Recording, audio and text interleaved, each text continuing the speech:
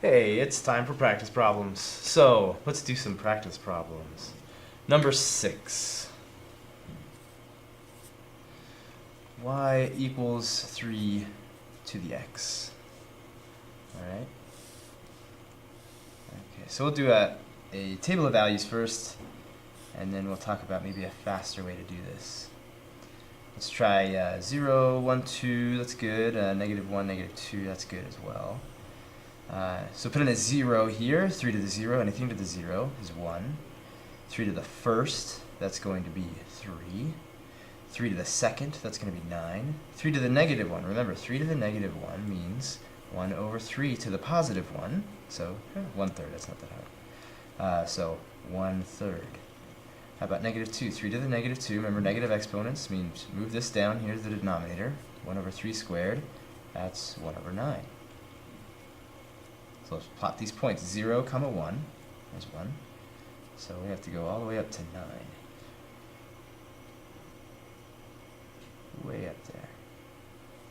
Okay, 1, 3. 1, 2, 9. Negative 1, 1/3. Negative 2, 1/9, even smaller. So we connect these with a nice smooth curve. Yeah. Okay, so you notice it has that exponential growth shape and everything. But let's look at these 3 key points that we talked about in the previous videos. That 1, 3, 0, 1, and negative 1, 1/3. For your basic function like this is exactly what's going to happen. At 1, you're going to take this number and have it to the power of 1. So it's just going to be 1, the number. 0, you're going to put in a power of 0. You're always going to get a 1 when you put something to the power of 0, so you're going to get 0, 1. Here, when you do a negative 1, you can see this is going to become 1 over the number. 1 over the number to the first power, so just 1 over the number. So you're going to have these 3 key points for every graph.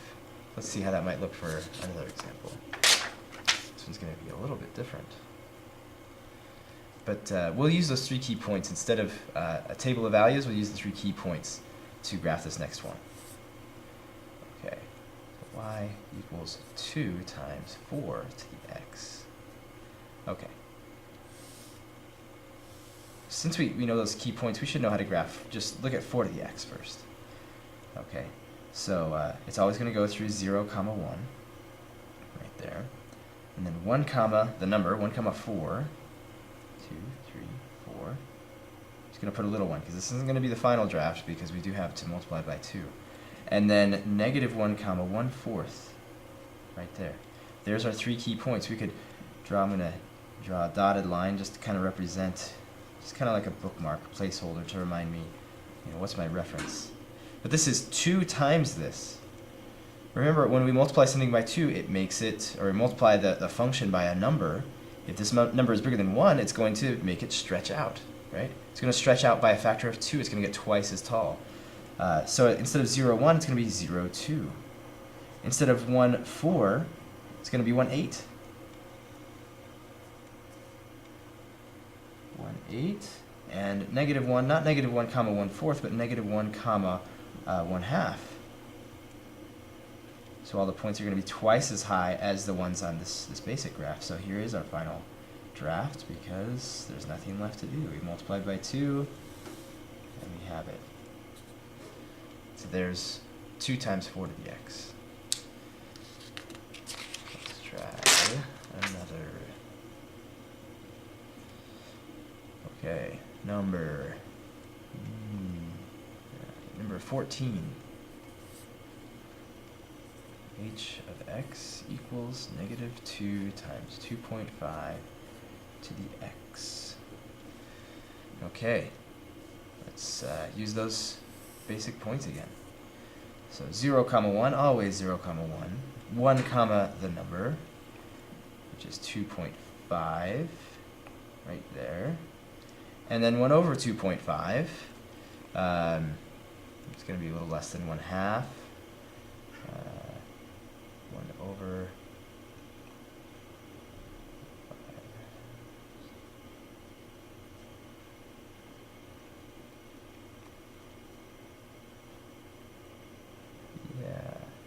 just a little less than 1/2. So -1 and something right about in there.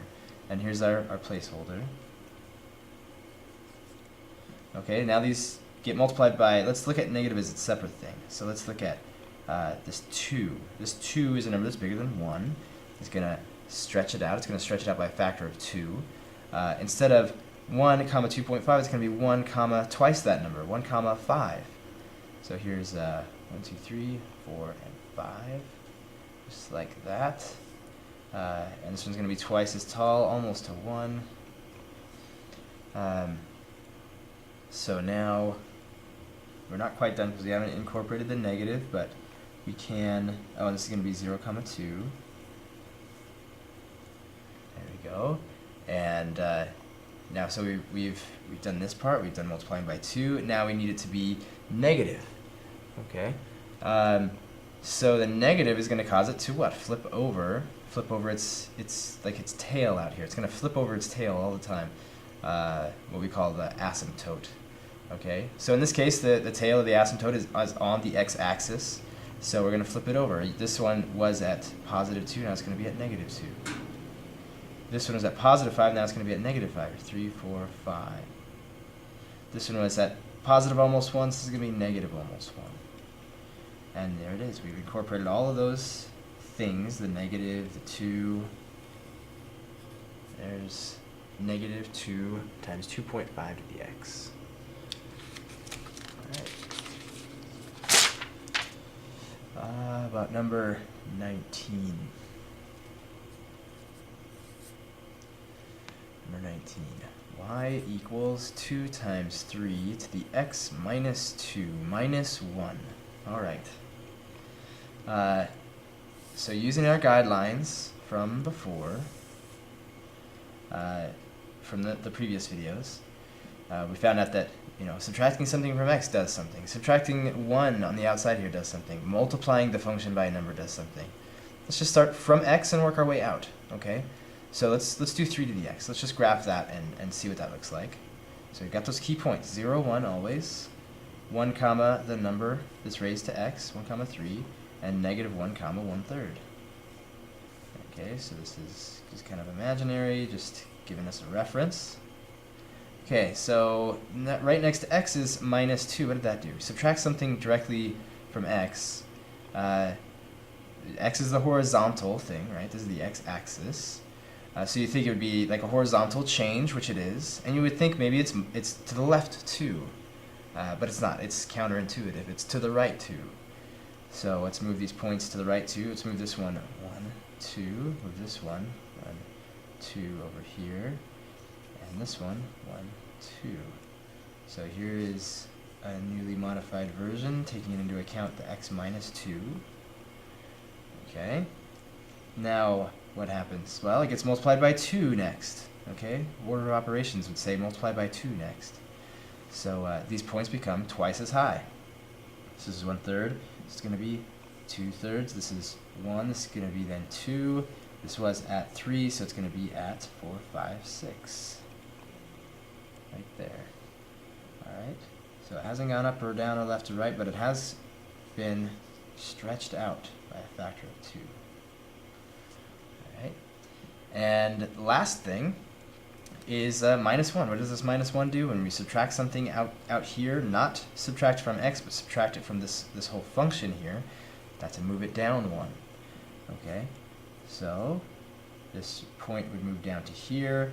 This point's going to move down 1 to here. This one's going to move down to 5. And also the asymptote, you could draw a little dotted line to remind yourself. Also the asymptote is moving. It used to approach the x-axis, but now it's going to approach this line here at -1, y equals -1. So through here, and on through there. Okay, so it moved over to the right 2, it got stretched out by a factor of 2, it moved down 1. And that's a nice simple way we can think of how to graph these guys. Alright, let's look at 28, word problem. It says in 1992, 1,219 monk parakeets were observed in the United States. For the next 11 years, about 12% more parakeets were observed each year. So they're saying every year there was 12% more of these birds, right? So let's think about the next year. The first year, there were 1,219. So how could I get to the next year if 12% more existed? Well, to find 12% of this is there you go. There's 12%.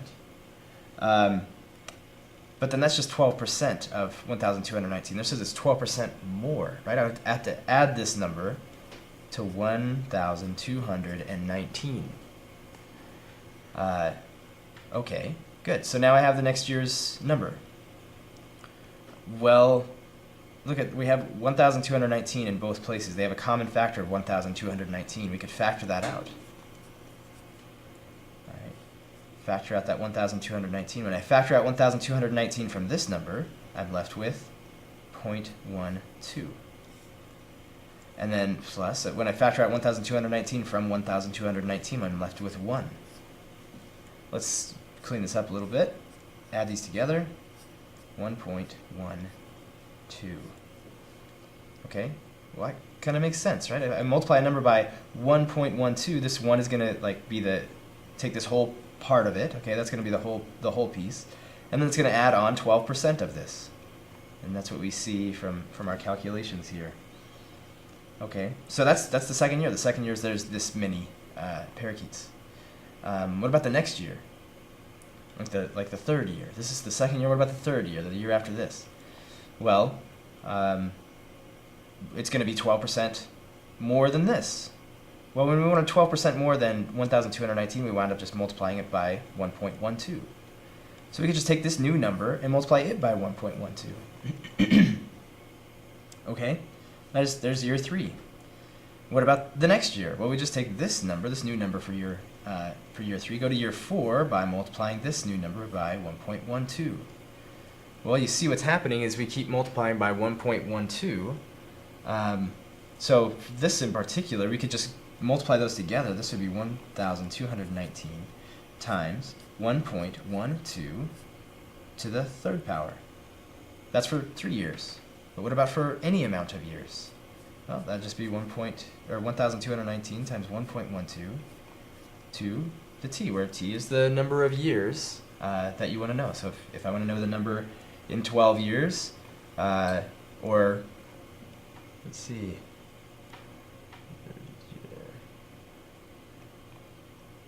okay, well, it doesn't really ask this, but we certainly could find out.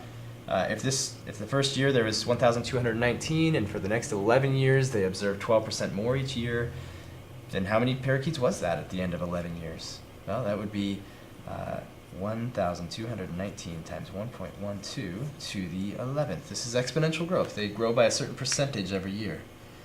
1,219 times 1.12 to the 11th power.